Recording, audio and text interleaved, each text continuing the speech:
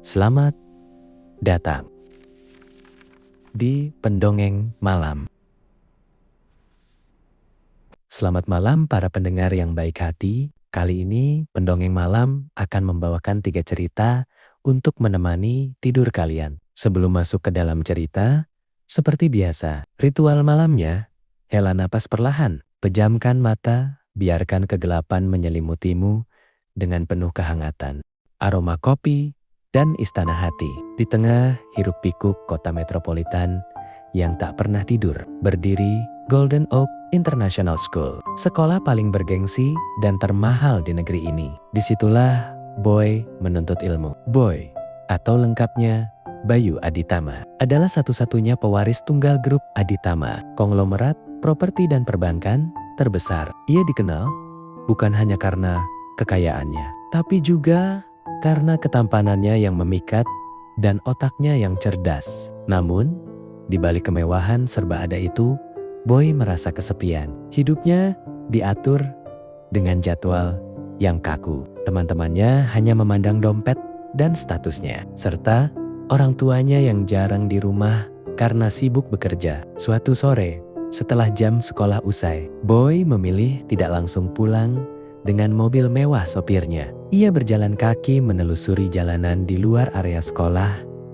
yang tertutup pagar tinggi. Udara sore itu cukup panas, membuat tenggorokannya kering. Saat ia hendak berbalik, tercium aroma harum yang memikat. Campuran antara wangi biji kopi yang baru diseduh dan gula aren yang manis. Di sudut trotoar, ia melihat seorang gadis yang sedang mendorong gerobak kecil. Gadis itu mengenakan kemeja kotak-kotak sederhana dan rok jeans dengan rambut diikat kuda. Di punggungnya tergantung tas punggung berisi buku pelajaran. Itu Novi, remaja putri yang harus bekerja keras menjual kopi dalam gelas plastik yang biasa disebut kopi cup keliling demi membantu ibunya membiayai sekolah dan pengobatan ayahnya yang sakit keras. Kopi cup, ada yang mau kak? Teriak Novi lembut. Suaranya sedikit serak karena kelelahan. Tanpa sadar, langkah kaki Boy terhenti. Ia mendekat ke arah gerobak itu. Mbak, satu ya, yang original, ucap Boy. Novi tersentak, tak menyangka ada siswa dari sekolah elit itu mendekat. Ia buru-buru tersenyum ramah. Baik, kak, sebentar ya. Saat menerima gelas kopi itu dan menyerahkan uang, tangan mereka sempat bersentuhan. Ada getaran aneh yang menjalar di hati Boy. Bukan karena kopinya, tapi karena tatapan mata Novi yang jernih dan jujur, sesuatu yang jarang ia temui di lingkaran pertemanannya. Kopi itu rasanya sederhana, tapi punya rasa hangat yang menenangkan hati. Sejak hari itu, Boy sering mencari alasan untuk keluar gerbang sekolah hanya demi membeli kopi buatan Novi. Lama-kelamaan, obrolan mereka tidak lagi seputar kopi. Boy tahu bahwa Novi adalah gadis yang cerdas dan sangat rajin belajar. Ia kagum dengan semangat hidup Novi yang pantang menyerah, meski hidupnya penuh tantangan. Sebaliknya, Novi merasa nyaman bercerita pada Boy karena pemuda itu tidak pernah memandang rendah dirinya. Hubungan yang awalnya hanya pembeli dan penjual, perlahan tumbuh menjadi benih-benih cinta. Boy jatuh hati pada ketulusan Novi, dan Novi pun mulai menyayangi Boy meski ia sadar betapa besar jurang yang memisahkan dunia mereka. Namun, kisah cinta mereka tidak berjalan mulus. Kabar kedekatan Boy dengan gadis kalangan bawah itu akhirnya terdengar ke telinga orang tua Boy, terutama ibunya, Nyonya Rina Aditama. Wanita itu memiliki pandangan konservatif. Pasangan untuk anak tunggalnya haruslah seseorang dari kalangan terpandang, punya latar belakang keluarga sepadan, dan bisa mendongkrak bisnis keluarga. Suatu hari, saat Boy sedang membantu Novi membereskan gerobak di pinggir jalan, sebuah mobil sedan hitam mewah berhenti tepat di depan mereka. Nyonya Rina turun dengan wajah dingin. Di belakangnya ada Sarah, gadis pilihan ibunya yang juga teman sekelas Boy yang selama ini menyimpan rasa cemburu buta pada Novi. Jadi, beginilah caramu menghabiskan waktu Boy? Bergaul dengan orang jalanan, sindir Nyonya Rina dengan nada merendahkan. Wajah Novi memucat. Ia menunduk malu. Bu, jangan bicara seperti itu. Novi bukan seperti yang ibu pikirkan. Bela Boy dengan nada tinggi. Cukup, kamu harus sadar posisimu. Dan kamu, gadis kecil. Nyonya Rina menatap tajam ke arah Novi. Berhentilah bermimpi. Dunia kami terlalu besar untuk sepatu bututmu. Ambil uang ini dan pergi jauh dari anak saya. Nyonya Rina menyodorkan sebuah cek tebal. Hati Novi hancur lebur. Ia merasa sangat kecil dan tidak berharga. Dengan mata yang berkokok-koka, namun berusaha tegar, Novi menolak tangan itu. Maaf tante, saya memang miskin, tapi harga diri saya tidak bisa dibeli. Saya pamit. Novi segera mendorong gerobaknya pergi, meninggalkan Boy yang berteriak memanggil namanya, namun tertahan oleh pengawal pribadi ibunya. Hari-hari berikutnya menjadi masa terberat bagi mereka berdua. Boy dikurung di rumah, dipaksa fokus belajar, dan diawasi ketat. Ia dilarang keluar rumah, kecuali ke sekolah. Sementara Novi, ia memutuskan pindah lokasi berjualan agar tidak bertemu Boy lagi, demi menjaga harga dirinya dan agar Boy tidak mendapat masalah dari keluarganya. Namun, nasib malang menimpa ayah Novi. Kondisi kesehatannya memburuk dan butuh biaya operasi yang sangat besar. Novi hampir putus asa, bekerja siang malam hingga jatuh sakit. Sarah, yang mengetahui kesulitan ekonomi keluarga Novi, memanfaatkan situasi ini. Ia mendatangi Novi dan menawarkan bantuan biaya pengobatan ayahnya. Namun dengan syarat mutlak, Novi harus pergi dari kota ini dan tidak akan pernah menampakkan wajah di depan Boy lagi. Aroma kopi dan istana hati.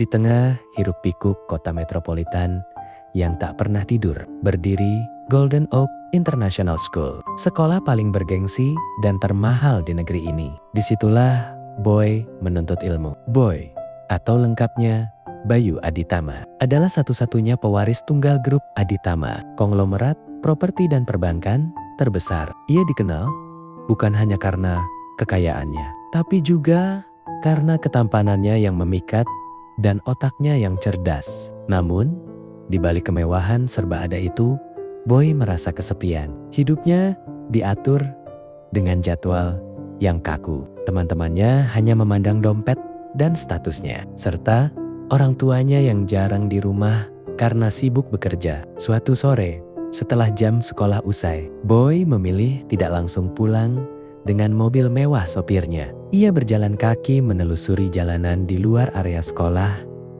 yang tertutup pagar tinggi. Udara sore itu cukup panas, membuat tenggorokannya kering. Saat ia hendak berbalik, tercium aroma harum yang memikat. Campuran antara wangi biji kopi yang baru diseduh dan gula aren yang manis.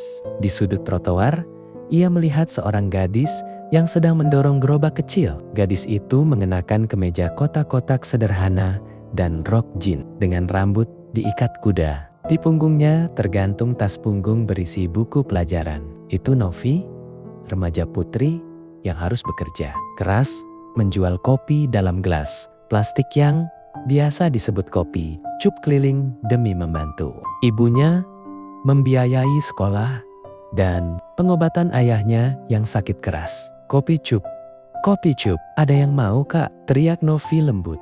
Suaranya sedikit serak karena kelelahan. Tanpa sadar, langkah kaki Boy terhenti. Ia mendekat ke arah gerobak itu. Mbak, satu ya, yang original, ucap Boy. Novi tersentak, tak menyangka ada siswa dari sekolah elit itu mendekat. Ia buru-buru tersenyum ramah. Baik, kak, sebentar ya. Saat menerima gelas kopi itu dan menyerahkan uang, tangan mereka sempat bersentuhan. Ada getaran aneh yang menjalar di hati Boy.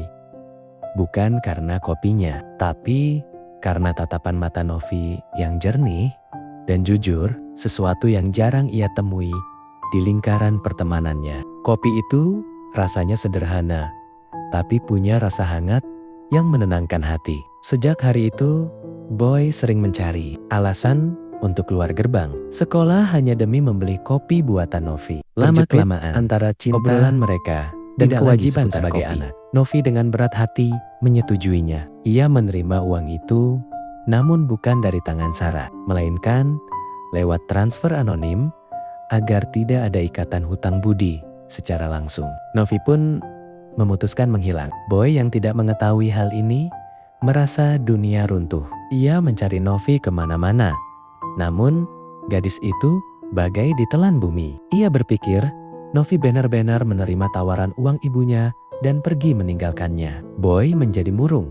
Prestasinya menurun drastis dan ia menolak semua perjodohan yang diatur ibunya. Ia merasa dikhianati, namun jauh di lubuk hatinya, ia tidak bisa berhenti mencintai Novi. Setahun berlalu, Boy kini sudah lulus sekolah dan bersiap untuk melanjutkan kuliah ke luar negeri atas perintah orang tuanya. Namun sebelum pergi, ia memutuskan untuk berkeliling kota untuk terakhir kalinya, mengenang tempat di mana ia menemukan kebahagiaannya dulu. Tanpa sengaja, ia melewati sebuah kafe kecil yang desainnya sangat unik dan menarik. Papan nama di depannya bertuliskan Kopi Novi.